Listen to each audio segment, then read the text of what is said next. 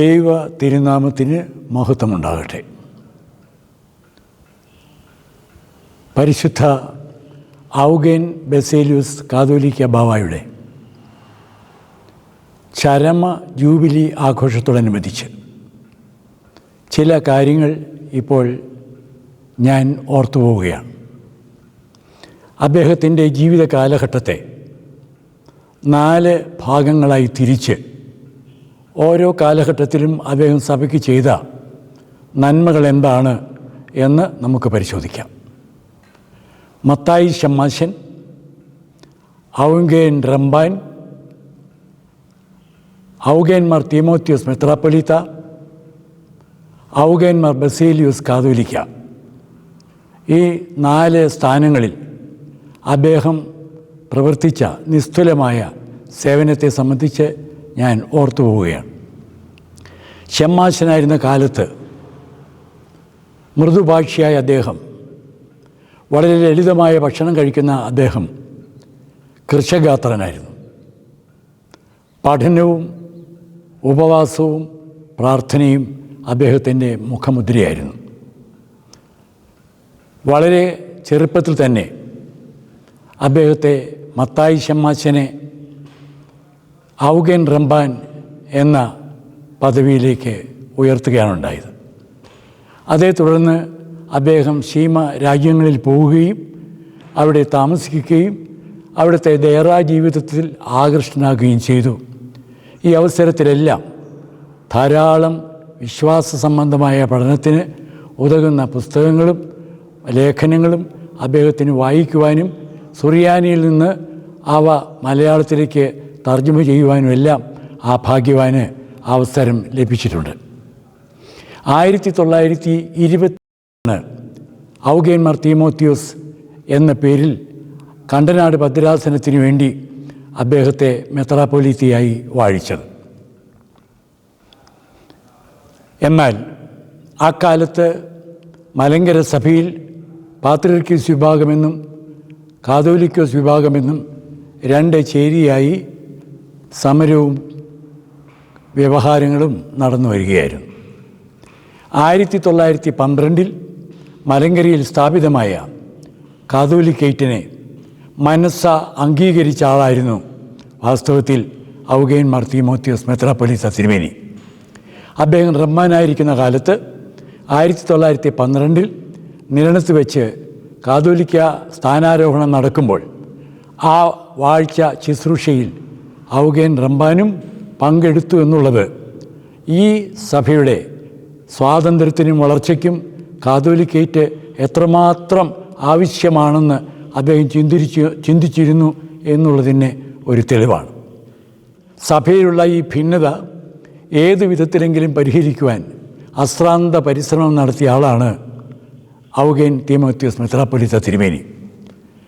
ആലുവയിൽ നടന്ന സഭാ സമാധാനത്തിന് വേണ്ടിയുള്ള വട്ടമേശ സമ്മേളനമെല്ലാം അദ്ദേഹത്തിൻ്റെ താല്പര്യത്തിലും ഉത്സാഹത്തിലും നടന്നതാണ്. എന്നാൽ പാത്രിയർക്കീസ് ബാവായും അദ്ദേഹത്തെ അനുകൂലിക്കുന്നവരും അതിന് യാതൊരു താല്പര്യവും കാണിക്കാതെ വിട്ടുവീഴ്ച ചെയ്യാതെ സമാധാനം കൈവരാൻ പ്രയാസമാണ് എന്ന് ബോധ്യമായ ഔഗേൻ മെത്രാപ്പൊലീത്ത തിരുമേനി തൻ്റെ ഭദ്രാസനത്തിൽപ്പെട്ട അനേക വൈദികരും ജനങ്ങളും എല്ലാവരും ഒരുമിച്ച് ചേർന്ന് ആലോചിച്ച് 1942 മലങ്കരയിലെ കാതോലിക്കേറ്റിൻ്റെ കീഴിലേക്ക് സ്വയം മാറുകയാണ് ചെയ്തത്. അതേ തുടർന്ന് പാത്രിയർക്കീസ് ബാവ ഔഗേൻ തിരുമേനിയെ മുടക്കുകയും അദ്ദേഹത്തെ കാതോലിക്ക പക്ഷത്തെ ഒരു മെത്രാപ്പൊലീത്ത എന്ന നിലയിൽ തള്ളിക്കളയുകയും ചെയ്തു. 1958 സുപ്രീം കോടതി വിധിയെ തുടർന്ന് 1958 ഡിസംബർ മാസം 16 പാത്രിയർക്കീസ് ബാവായും കാതോലിക്ക ബാവായും സമാധാന കൽപ്പനകൾ കൈമാറി സഭയിൽ ശാശ്വതമായ സമാധാനം സ്ഥാപിക്കപ്പെട്ടപ്പോൾ പാത്രിയർക്കീസ് വാഴിച്ച ഔഗേൻ തിരുമേനി കാതോലിക്ക ബാവായുടെ കീഴിലായിരുന്നു. അങ്ങനെ കാതോലിക്ക ബാവായുടെ കീഴിലേക്ക് 42 മാറിയതിൻ്റെ പേരിൽ ഔഗേൻ തിരുമേനി പാത്രിക്കീസ് ബാവായാൽ മുടക്കപ്പെട്ടിരുന്നുവെങ്കിലും ആ കാതോലിക്കായി അദ്ദേഹത്തിൻ്റെ കീഴിലുള്ള മെത്രാപ്പൊലീത്തമാരെയും പാത്രിക്കീസ് ബാവ 58 സ്വീകരിച്ചതോടുകൂടി ഔഗേൻ ബാവായുടെ മുടക്ക് തെറിച്ചുപോയി എന്ന് പറയുന്നതാണ് ഏറ്റവും ഉചിതം. 1962 ഈ ഔഗേൻ ബാവായിൽ തന്നെ ഔഗേൻ തിമോത്തിയോസ് മെത്രാപ്പൊലീത്തായെ നിയുക്ത കാതോലിക്കയായി തിരഞ്ഞെടുത്തു. 1964 ഗീവർഗീസ് ദിദിയൻ ബാവ തിരുമേനി കാലം ചെയ്തതിനെ തുടർന്ന് ഔഗേൻ തിമോത്തിയോസ് മെത്രാപ്പൊലീത്തായെ കാതോലിക്കയായി സ്ഥാനാരോഹണം ചെയ്യേണ്ട ആവശ്യം വന്നു.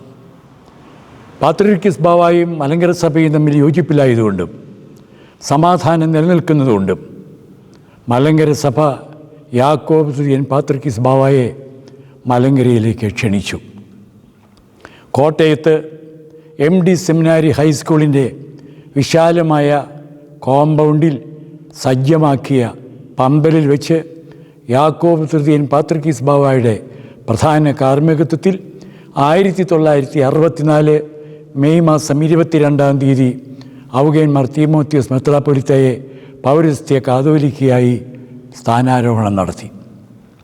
അന്ന് ആ മദ്ബഹായിൽ വന്യ കോരത് മൽപ്പാനച്ഛനോടുകൂടി ശുശ്രൂഷിക്കുവാൻ ഭാഗ്യം ലഭിച്ച ഒരാളാണ് ഞാൻ. ഒരു ഷമ്മാശൻ മാത്രമേ അന്ന് ആ മദ്ബഹായിൽ പ്രവേശിച്ചിട്ടുള്ളൂ. അത് ബലഹീനായി ഞാനാണ്.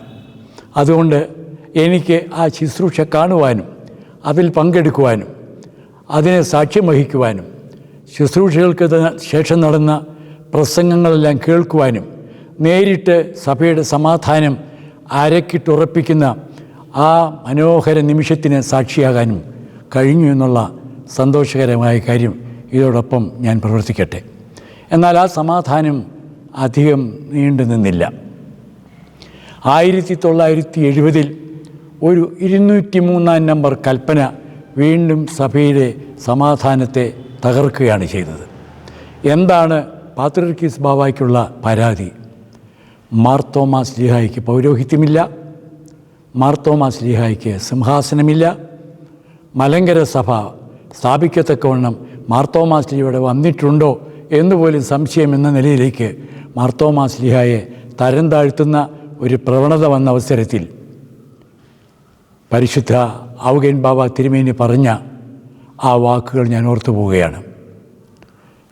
എൻ്റെ അമ്മ എന്നെ പ്രസവിച്ചത് മാർത്തോമാ ശ്ലീഹായുടെ പൗരസ്ത്യ സിംഹാസനത്തിലിരുന്നു കൊണ്ട് ആ സിംഹാസനത്തെ എതിർത്ത് പ്രവർത്തിക്കുവാനോ മലങ്കര സഭയുടെ സ്വാതന്ത്ര്യം ഇല്ലാതാക്കുവാനോ എൻ്റെ ഉള്ളിൽ ജീവനുള്ള കാലത്തോളം ഞാൻ ഒരിക്കലും സമ്മതിക്കുകയില്ല എന്ന് ഉറച്ച തീരുമാനമെടുത്ത ആളാണ് ഔഗേൻ ബാവ തിരുമേനി.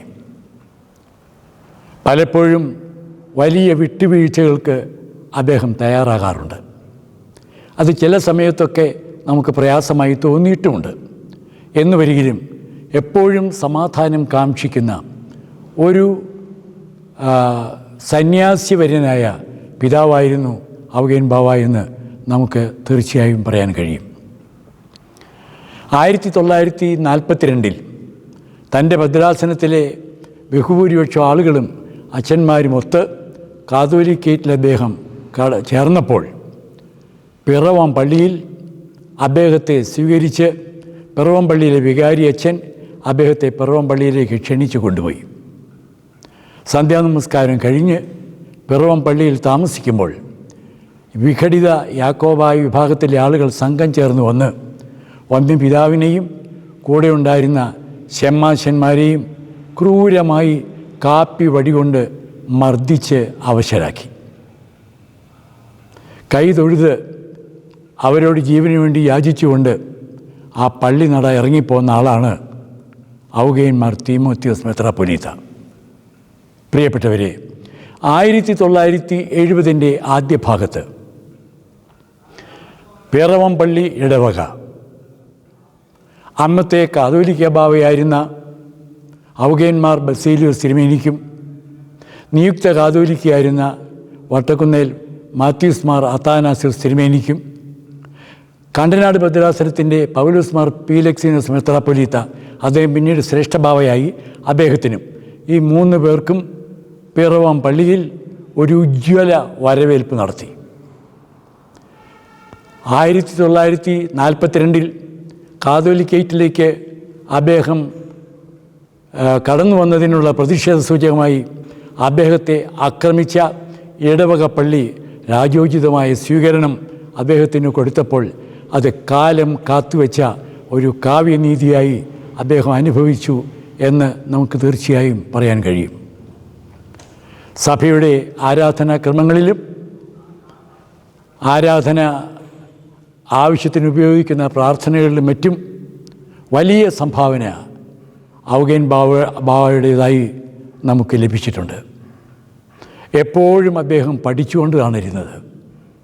ഏതൊരു സമയത്തും അദ്ദേഹം വായനാശീലമുള്ളവരായിരുന്നു. അദ്ദേഹത്തിൻ്റെ അറിവും അദ്ദേഹത്തിൻ്റെ കഴിവും ഈ സഭയ്ക്കും ഈ സഭയുടെ ഉയർച്ചയ്ക്കും ഇതിൻ്റെ വളർച്ചയ്ക്കും ഇതിൻ്റെ സ്വാതന്ത്ര്യത്തിനും നിലനിൽപ്പിനും വേണ്ടി ചെലവാക്കിയ ഒരു പുണ്യാത്മാവാണ് ഔഗേൻ ബാവ തിരുമേനി. അദ്ദേഹത്തിൻ്റെ കഷ്ടതകളുടെയും വേദനകളുടെയും ഫലമാണ് ഇന്നും ഈ സഭ അനുഭവിച്ചുകൊണ്ടിരിക്കുന്ന പ്രത്യേക സൗകര്യങ്ങളെന്ന് നാം വിസ്മരിക്കാതെ എപ്പോഴും നന്ദിയോടെ ഓർക്കേണ്ടതാണ്. ഈ അനുസ്മരണ കാലഘട്ടത്തിൽ ആ പുണ്യാത്മാവിൻ്റെ പാതാരവിന്ദങ്ങളിൽ ഞാൻ നമസ്കരിക്കുന്നു. അദ്ദേഹത്തിൻ്റെ മധ്യസ്ഥ പ്രാർത്ഥനയിൽ ശരണം പ്രാപിക്കുന്നു. മലങ്കര സഭയ്ക്ക് ഔഗേൻ തീമോത്തിയോസ് തിരുമേനിയുടെ പ്രാർത്ഥന എന്നും കാവലും കോട്ടയുമായിരിക്കട്ടെ എന്ന് പ്രാർത്ഥിച്ചുകൊണ്ട് എൻ്റെ വാക്കുകൾ ഉപസംഹരിക്കുന്നു.